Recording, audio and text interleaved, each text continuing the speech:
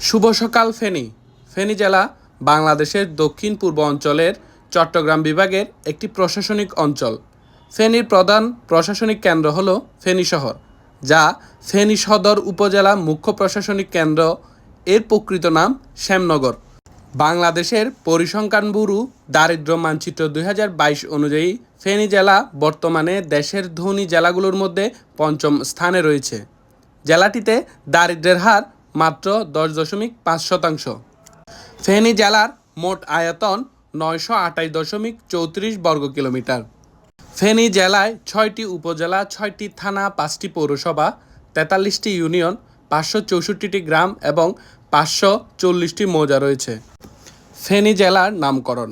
ফেনী নদীর নাম অনুসারে এ অঞ্চলের নাম রাখা হয়েছে ফেনী।